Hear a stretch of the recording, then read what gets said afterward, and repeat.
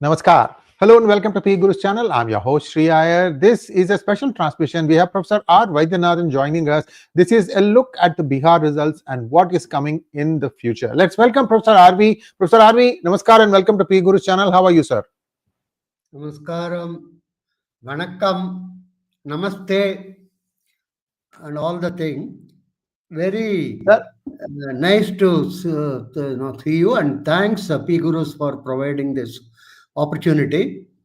And sir, of before course, we start, sir, I have one request. Before we start, sir, before we start, I have one request.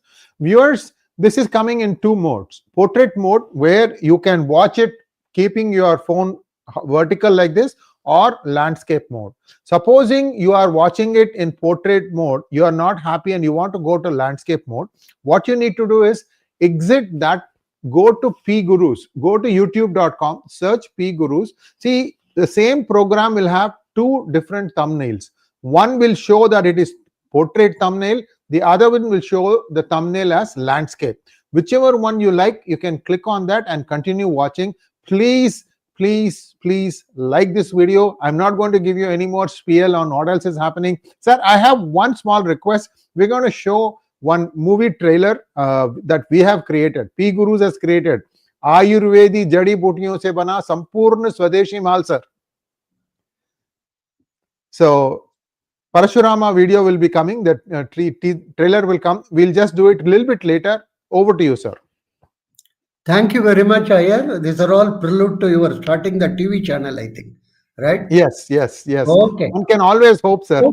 And to our Sachin, who is, I always call it as a bottle washer to head cook, everything, technical as well as, ideas, and he's putting in a lot of work. I'm sure Sri Iyer will agree with me. And, yes, sir. Absolutely. So I thank him also. And today there has been a tectonic change in Indian politics. I would definitely call it like that.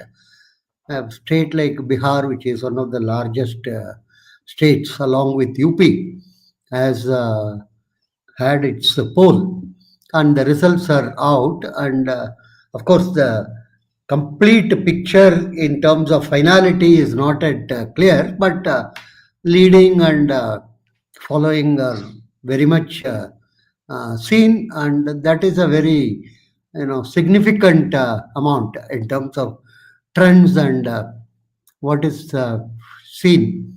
Sachin is helping us to show what is the BJP seems to have gained 90, JDU is 85. Kindly remember they contested 101, 101 each of them. And on the other side, we have the RJD 24 only, and LJP, that is also part of the NDA, 19.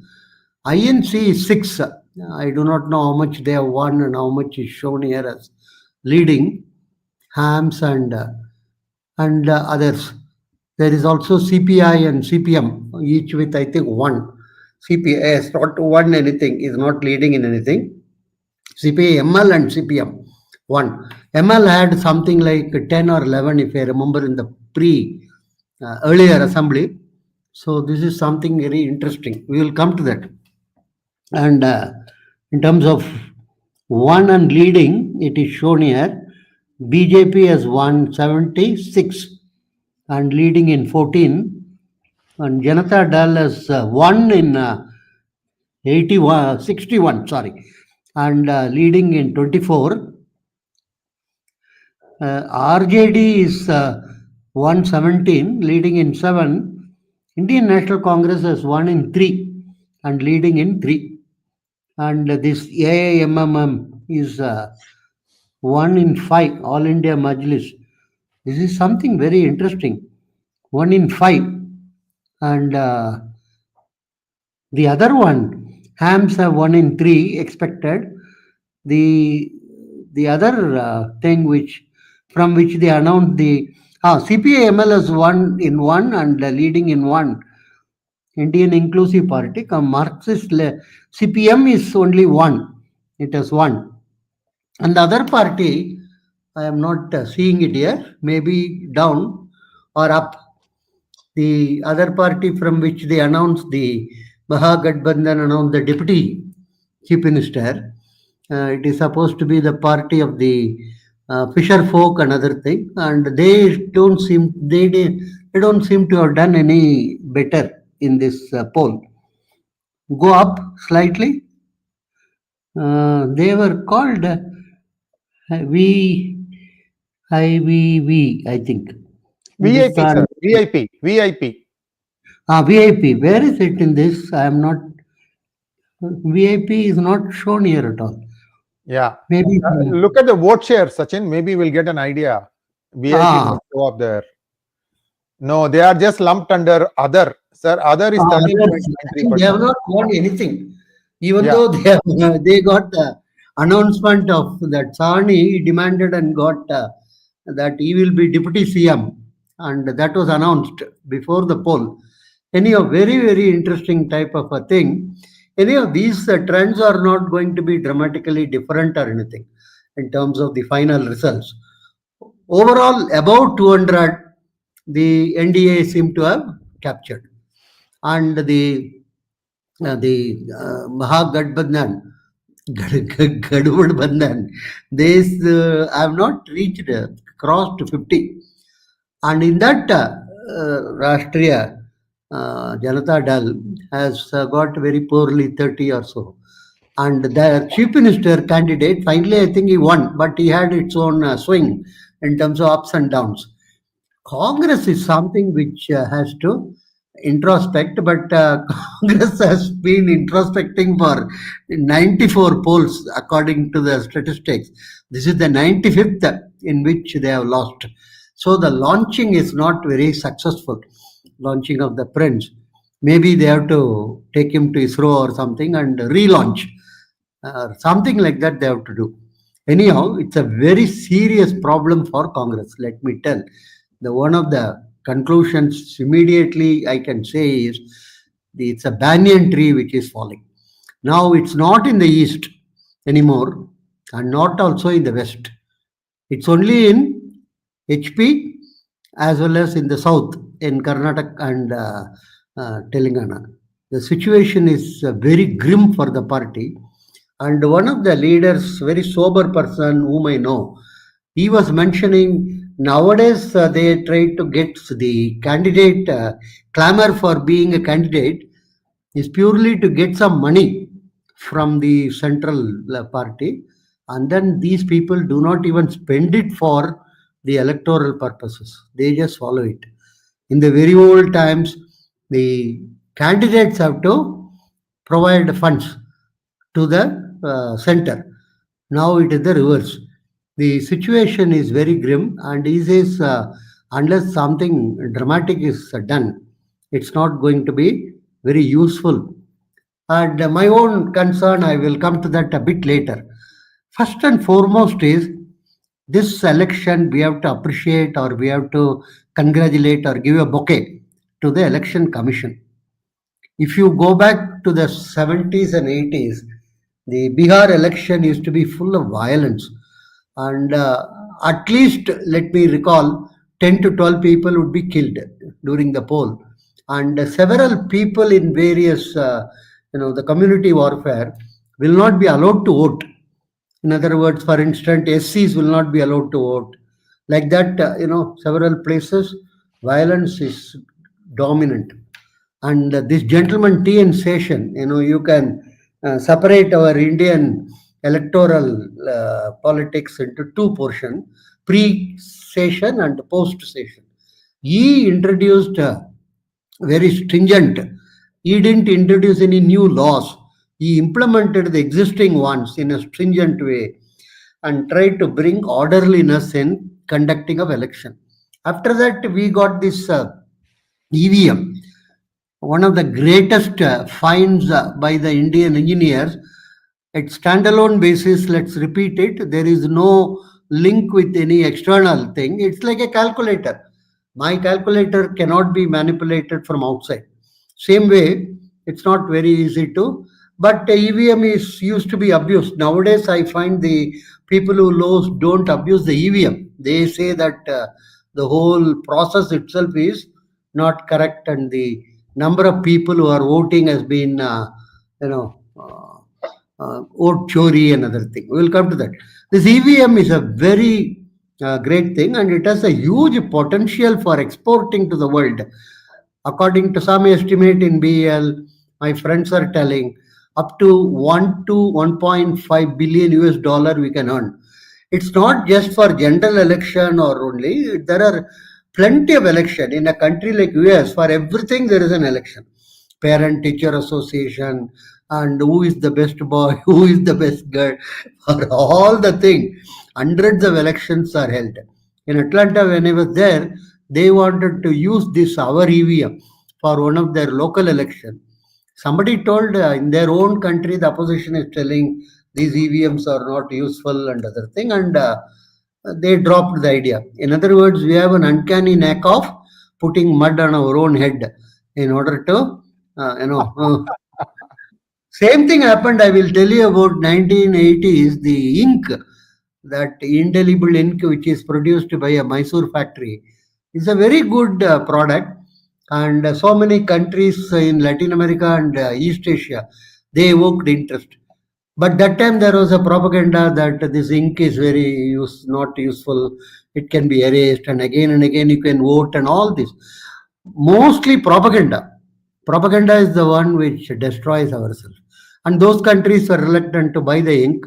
They went and got some stupid, glue from some what you call the country in the Central Asia.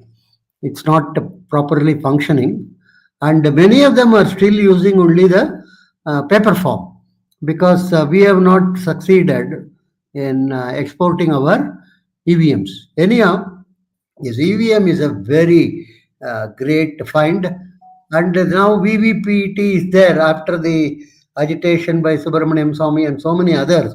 Now you can get a printout also, and then tally with what was originally voted. So many changes have come. In terms of the addresses and other thing, it requires pruning. Kindly note, we are a 140 crore population country. We are not some Lithuania or small countries. And in those countries itself, there is a huge debate and discussion. Many of them need not conduct election. Actually, a country like Latvia, why should they conduct? They can assemble all the people in a playground. If it is India, that would be enough, and then ask them to raise hands and then decide. So, but we have to clean up our electoral roll. No two opinion on that, but that doesn't mean that it has to be accusing the election commission and other thing. I think we are doing extremely wrong propaganda in terms of catching up the election. If you do not know how to dance, there is a famous proverb in Tamil. You finally blame the dice. You say this is of rectangle. But it is there in Hindi also, sir. Nachana jane angan teda. So the same thing. If you are losing, then immediately you are. Now, fortunately, Rahul Gandhi is not even in India in order to give some observation or comments. His party has got some 4 or 5 seats in Bihar. It's a very, very severe situation. So we should appreciate our election commission. Sir, drink water, sir. Can we have the trailer, please? No problem. We should appreciate the election commission for conducting. There are several dramatic changes which have come about, which we are not adequately appreciating. Bihar used to have 5-pace, 4-pace type of polls. In other words, different zones used to have different days election conducted due to the law and order and other type of issues. This time Bihar had only 2 phases, phase 1 and phase 2. Greatest achievement by the election commission for a large state. Second is no violence during polling, and no single booth has to be re-polled. If you go back in the history, many a time Something like 40, 50 booths have to be repolled again the next day because of nature of the violence the previous day. Not a single booth has to be repolled. This is another major achievement of the Election Commission. No, may except some minor skirmishes here and there, which is very unfortunate, but which is not very abnormal. You do not have, and the whole process was so smooth and neat, unbelievable. According to somebody like me, who has been observing Bihar and Bengal and other type of places polls for the last something like 40 years. This is a major change, shift, which has, I would call this as tectonic shift. I'm not talking about the end result. I'm talking about the process, which has been cleaned up, or which we can be proud, and we can pat the Election Commission on the back. Let us not join the group which shouts vote chori and abuses the chief election commissioner and other thing. It's very unfortunate that officials are abused without any proper type of a proof or proper. For instance, election commission openly told you come and prove that this EVM machines can be manipulated. Nobody went. There was only one person from Communist Party who went, but he didn't have technical thing. He just told, he was told that it can be manipulated, and he didn't succeed. The point I want to make is unfounded allegations have become very large these days without any basis or without any cause. Okay, the process was so good, you cannot believe it. Next, the results. The results are, in a way, shocking. It is shocking to me also. Everybody expected NDA to do reasonably well because most of the exit polls, which I am not very fond of, gave good amount of numbers to NDA, and many people felt the most important point in this is Lalu Prasad Yadav, who is not ruling Bihar for the last 15, 20 years, still is having anti-incumbency. This is something which I think we have to put it on record. A person who has not ruled for a long period of time still evokes so much amount of anti-incumbency. And his son is being projected, and people talk about again Lalu Raj and other thing. So this is something which I think we have to remember as a history lesson, that the period during which he ruled was really catastrophic, and many of the people above 40, above 50, they all recollected. I could see in all the TV interviews, most of the senior people were remembering what is called the Jungle Raj. So that was one of the very major albatross around the neck of this younger boy who wanted to come out of it. They wanted to project less of Lalu. Actually, as Prime Minister himself told in many of the meetings, Lalu's photos were not even prominent in the posters and other things. They wanted to reduce his importance. Second is, they also tried this time. Traditionally, they always use what is called the MY equation. That is Muslims and Yadavs. These two groups put together are considered as a important bulwark of their voting, what one can call strength. But this time that was also not very much stressed, particularly the M factor. They underplayed it. They also underplayed the Y factor, and but that did not help in terms of their voting. And interestingly, some of the statistics suggest that NDA parties seem to have done well in those areas where Muslims are dominant. In other words, it's not a complete rejection by Muslims of this thing. Next point to remember is about this Prashant Kishore party, Jan Suraj. Prashant Kishore party had so much hype, so much. They were considered as X factor. Somebody told Y factor. Somebody told they are going to be balancing another thing, and he ended up with zero, nothing. And so this is very, very important in politics. It is one thing to have hype, one thing to have this TV cameras projecting on you, one thing to have even good amount of crowd, but another to get votes, convert them into votes. I think here there is one lesson for our Tamil Nadu politician Vijay, who is also very much propped up, very much talked about, and very much hyped. So this is very important, as some commentator told nicely. Prashant Kishore is like a advertising company, advertising chief, who thought the product is himself, and then who was gloating in the fact, but the product is different than the advertising company's head. So this is something very important, and this is where I think uh, the Tamil Nadu upcoming leader Vijay should focus, whether as an independent, as an individual, separate party can contest and then win number of seats or anything.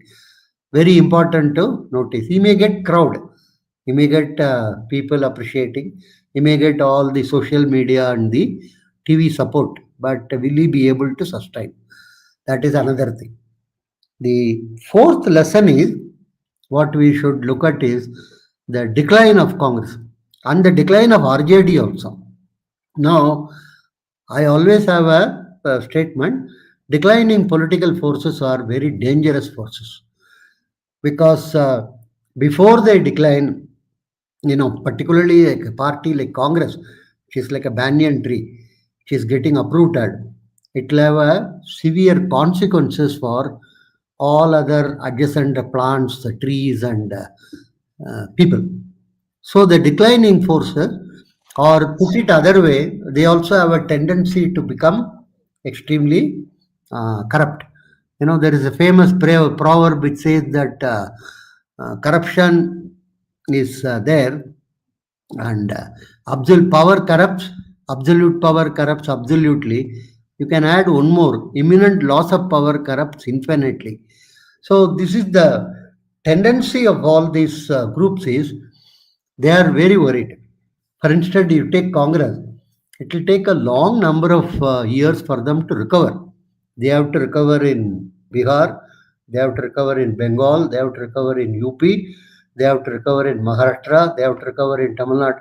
If you take these major 6 states, which has got something like 240, 250 total seats in parliament, practically they are not there.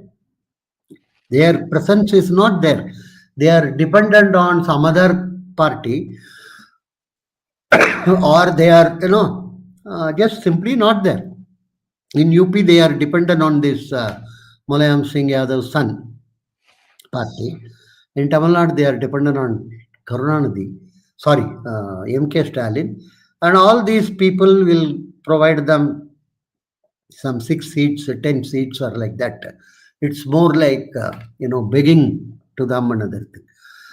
Now, RJD is also having a similar crisis. According to me, 20 families, 20 family enterprises in this country are the primary opposition group. They are occupying the opposition space. And all these 20 family enterprises, either caste based or religion based or regional pride based, another. Starting with Abdullah family in Kashmir, and then that of that Mufti, that lady, whose daughter has also come into, and then your Mamata, whose nephew is playing a very dominant role, then Lalu and his children, and Mulayam Singh Yadav and his children, and in Maharashtra you have the different types of families: Thakare family, Pawar Parivar, and others. Then you come down further, you get this Andhra Pradesh and Telangana family again, having that Kavita was expelled from the party of the Bihar. Then Tamil Nadu again, the Karunanidhi, Tamil Nadu is a unique case because Karunanidhi is not one of the founders of DMK. In 1949, when it was formulated by what you call Anadurai, he was not one of the leaders who was present. Later, much later, he hijacked the party with the support of MGR and became chief minister. So his case is unlike all others whom I was mentioning. They were all founders. They handed over power to their children. And Karunanidhi was not a founder, but he hijacked and then he sorry, gave it to his child, that is MK Stalin, who in turn is now grooming his own son. So this is the one very interesting conversation I had with a Congress leader while traveling to Mangalore. We were in one of those two-seater type of aircrafts. So we were next to each other, and we were talking. He knew me. I asked him, "What is that which makes the party leaders to prop up their children in order to succeed them?" He told, "Professor, I thought you know it already. See, when you are a leader, you accumulate huge amount of wealth, unaccounted wealth, in the form of gold or land. And after you pass, you don't want that amount to be taken over by anybody else as party leader. You would like your children to benefit out of that. Second is, unless your children are in the political field, any action taken by government cannot easily be repudiated. When they are in the field, they can always say that this is vindictiveness and other things. There was a rumor that when the Rajashekar Reddy helicopter crashed and then he passed away, the rumor was he had a huge amount of wealth accumulated abroad. And unfortunately, he has not given the particulars of password, etc. to anybody. So it appears good amount of money was lost abroad. It used to be a what one can call a popular rumor. The point is, all these leaders pass it on to their children. So there are 20, and there are some smaller groups also, like your PMK, which is also one of the family-based, caste-based family. It's for 1 year. So like that, almost all the political parties in opposition today, what are called regional forces, or caste-based, language-based, or religion-based, trying to become in the space. The major one is, of course, Congress, which has also got its own, the children. We had Rajiv Gandhi to Rahul Gandhi. Now, again, the question is, what is the criteria for Rahul Gandhi to be the leader? Some of you may or may not know, he joined St. Stephen College when his father was Prime Minister under what is known as sports quota. He was not a very bright student or anything in school, but he got into St. Stephen's under sports quota. You know what sports? Rifle shooting. I do not know whether he has seen a rifle, but under that quota he joined. He couldn't survive there beyond 1.5 years. He left the St. Stephen's and went to Harvard. Somebody sponsored him in US. There's a huge amount of these what one can call psychopaths are there. And those days, Rajiv used to be the PM and no need for any discussion. And even in Harvard, he couldn't succeed. Within a 1 year, 1.5 year, he left. He left Harvard. He claimed he was forced to leave Harvard because you have to do something. You have to write some papers. You have to succeed in some, but he could not. Then he went to a Rolling College, which is near Disney World in Florida. And that college he joined, and that college is very well known for accommodating wealthy children from India, Philippines, Pakistan, and all these places. And he got one undergraduate degree. After that, he was silent or he didn't do much. Suddenly, one day it was announced he got a MPhil from Oxford based upon some essay writing.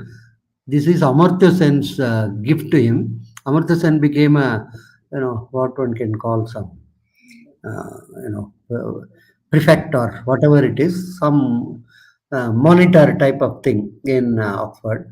And he, under his guidance, he told somebody that he will write what he called based upon written thesis.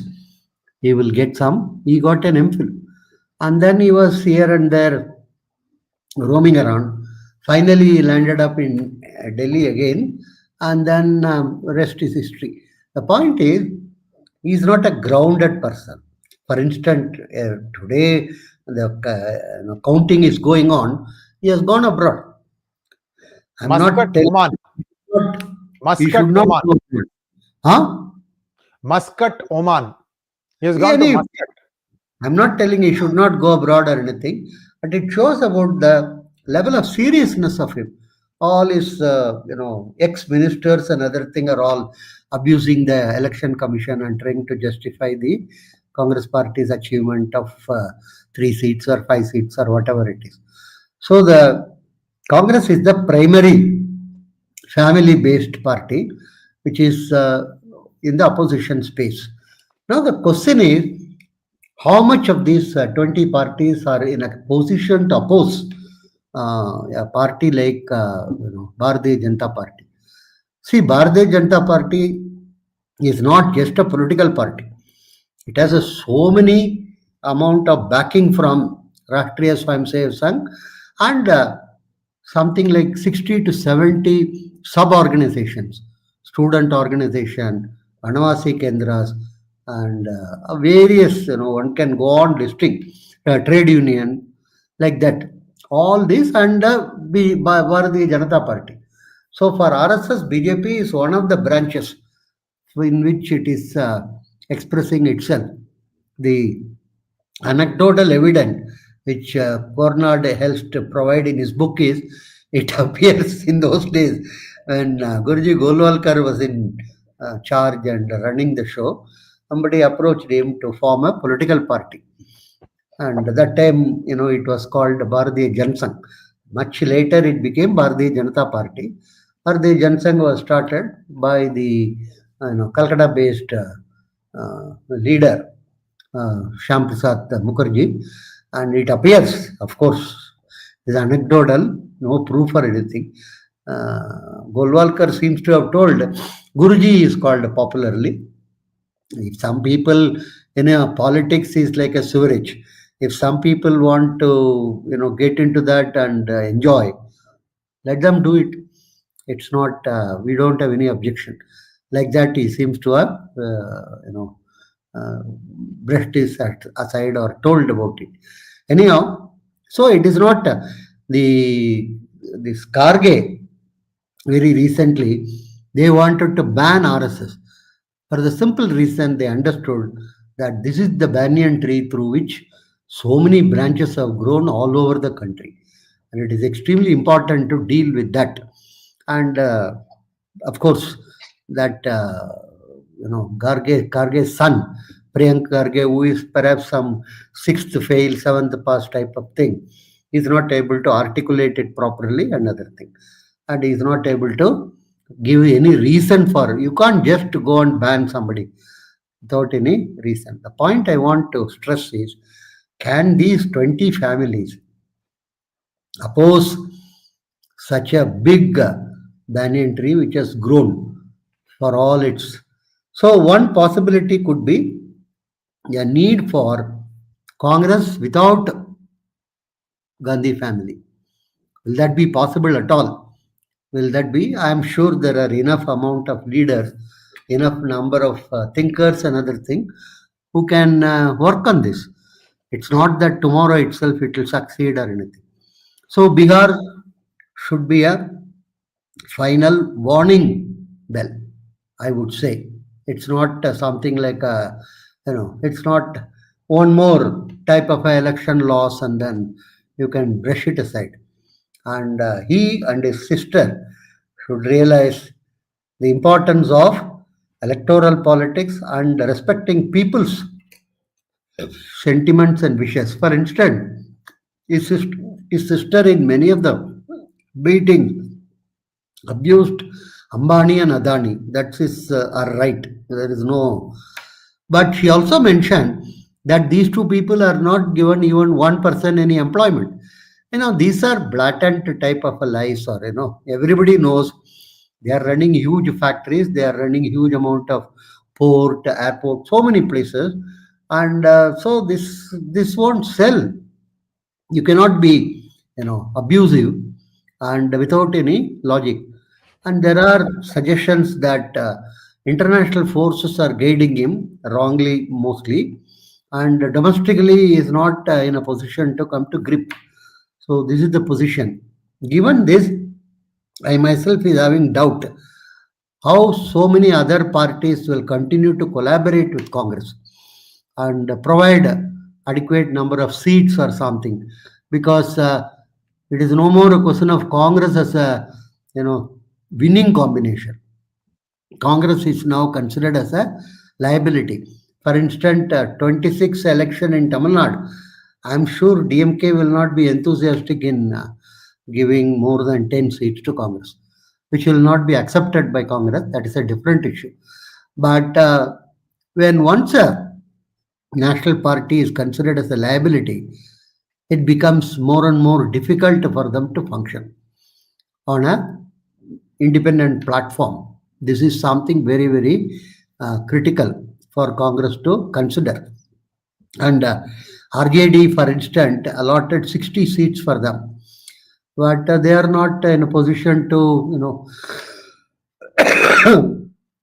get more than 4 or 5 uh, as a winning seats. It is not that RJD has performed spectacularly, but they would always point out that in these 60 also we could have got some 10 or 12. So it's very important for Congress to realize this. And because of the dwindling support, their finances are also becoming difficult. Sorry. Recently, there were reports that for the Bihar election, they wanted to get it funded from Karnataka and Telangana. There is no other state to which they would be able to get enough amount of money.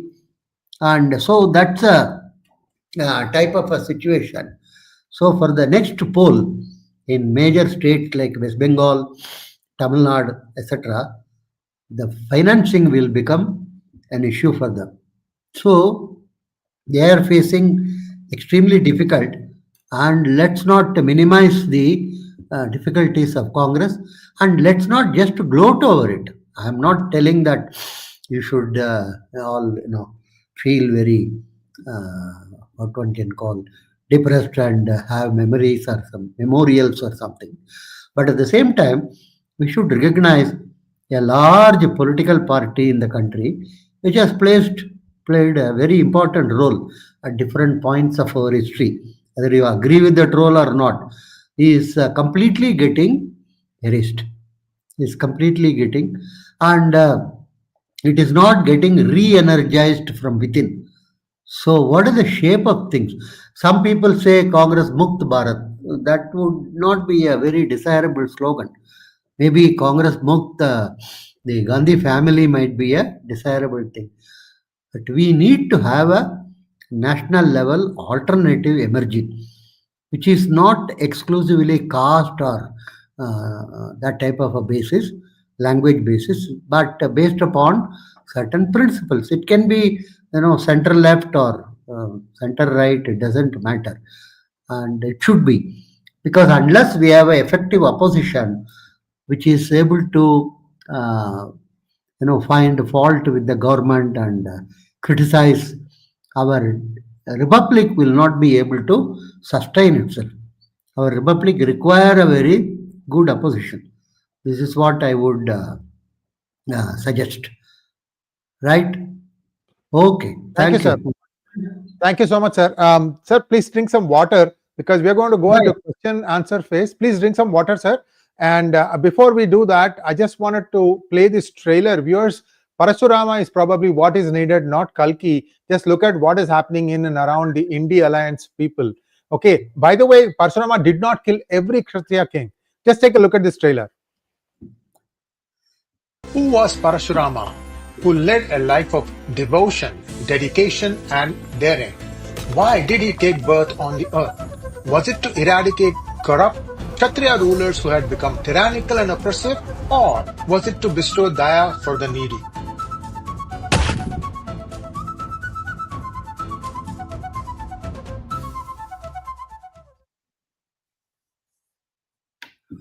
Thank you, sir. Before we go to Q&A, I have one small observation.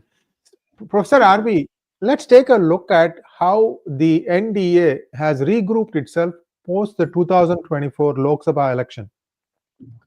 They are running some of the most disciplined campaigns. They're also understanding what is needed, where they went wrong. They have done fantastic course correction. Credit where credit is due. Sir, there is no other way to describe it. Whether it was Haryana or Maharashtra or now Bihar, they are only going from strength to strength, which means they are on to something where they kind of know how or where they went wrong and they are doing course correction. Sir, I have a small question here. See, this is democracy. The democracy, what are the people of Bihar saying? They prefer a BJP chief minister compared to Nitish Kumar. Why I say that is, both these big parties contested the same number of seats, yet the BJP strike rate was higher. Is it time for Nitish Kumar to say, okay, I'm going to fade into the sunset, ride into the sunset, let BJP have the CM? He needs to say it, because I think that, so let's say he reneges and pulls out from the center. Sir, today if Modi announces midterm election, 400 is for the taking. Of course, he'll have to finish the SIR first.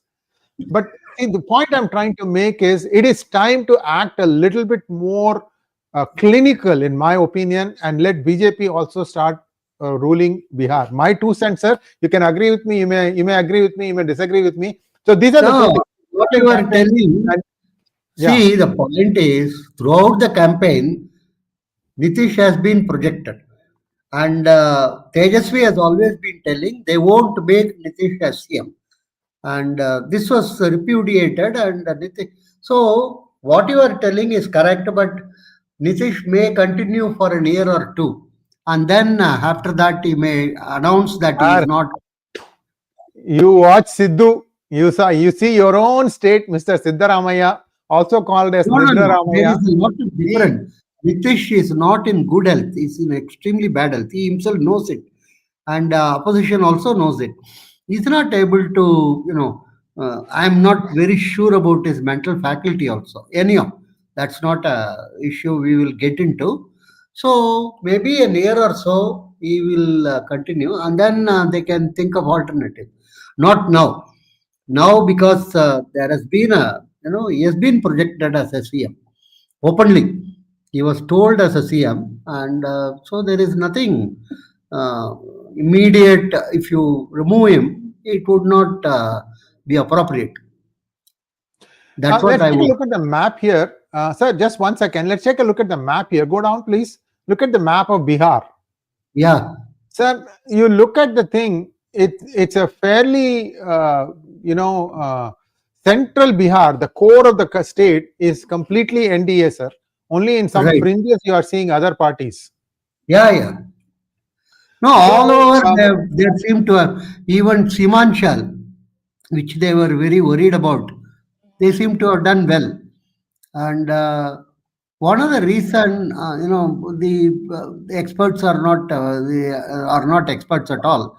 Why in the Muslim-dominated areas also NDA has done well is something which requires to be, analyzed or something very important. And of course, JDU has always been what one can call backup in terms of the Muslim areas compared to BJP.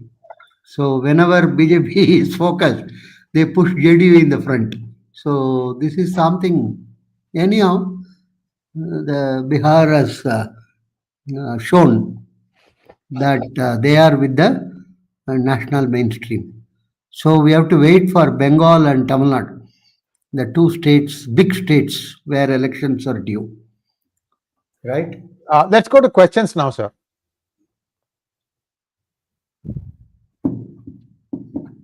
Thank you so much for your donation, PR6234.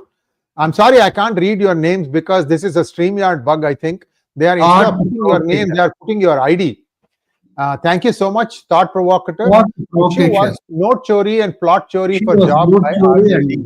Plot Chori for Job by RJD. Yeah. That every party has done. So there is no, for instance, NDA seems to have given 10,000 rupees to most of the women, even during the campaign time. And many of the women have used it for small businesses. In many of the TV interviews, many women told they have started this one chai shop, or they have started this vegetable vendor business or something like that.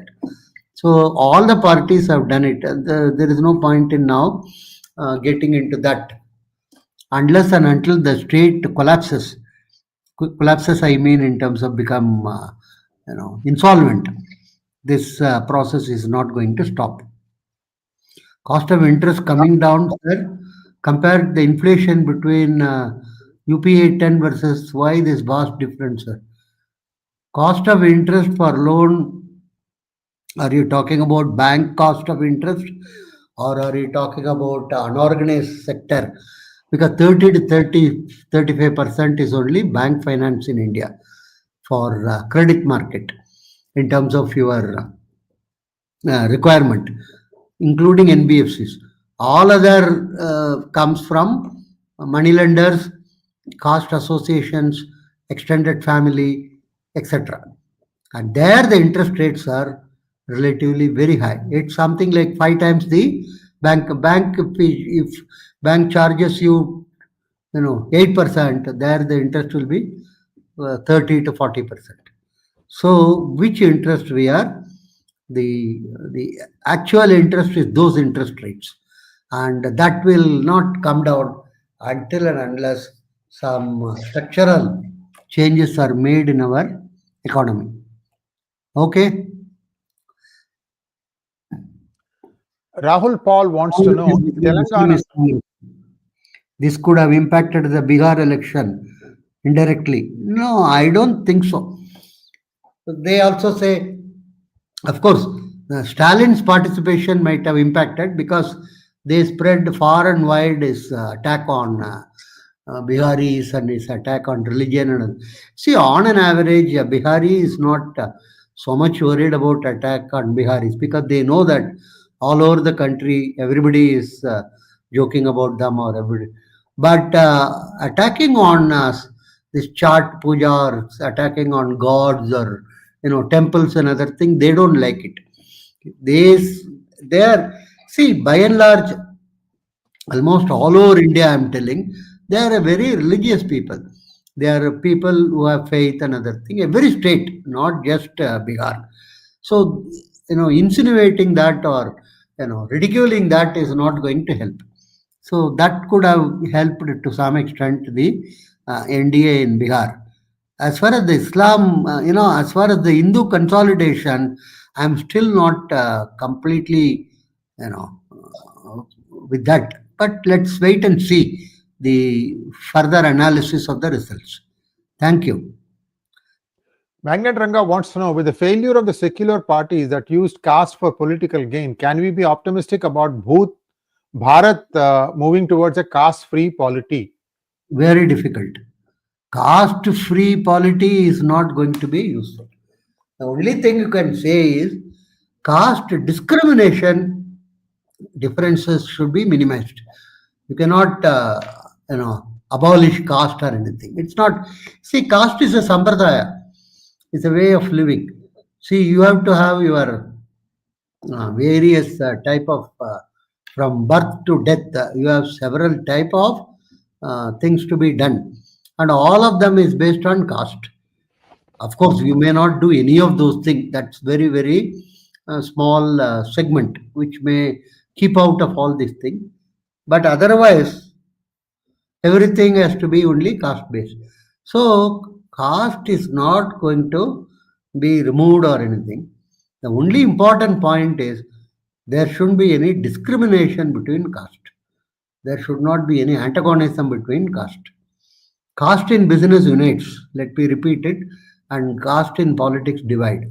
We will not go into that further. I would ask you to buy my book, Caste as Social Capital, and have a look at it, right?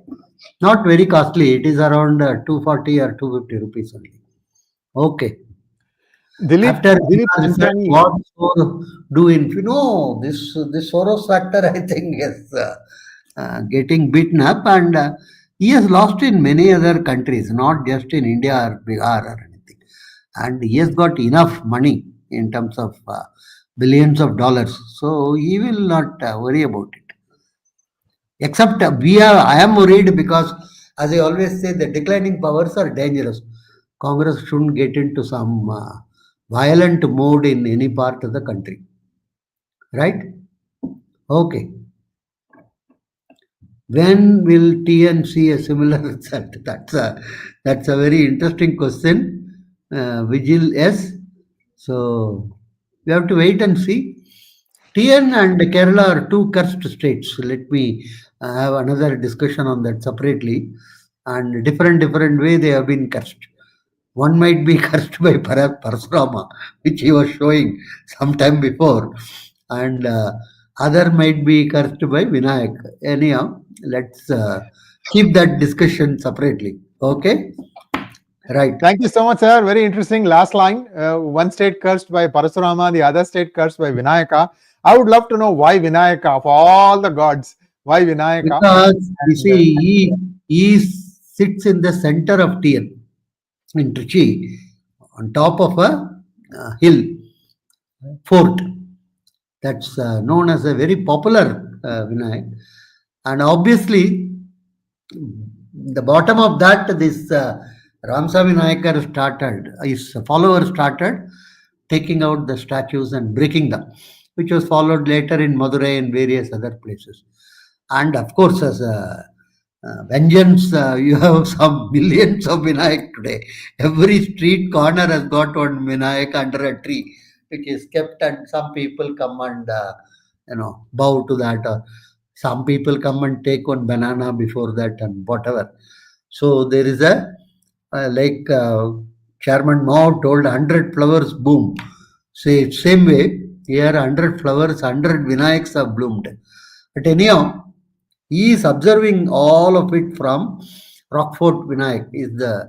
Trichy is the center of TN, and he is on top of the hill and looking at all the things and smiling. What is all happening? So maybe Vinayak curse, I would say. Parasuram curse, and let's see. Thank you so much, sir. And we'll be back again with Professor RV next Friday or the Friday after. I don't remember. I think it's next Friday. Thank you so much, sir. Namaskar. Okay. Namaskar. Thank you.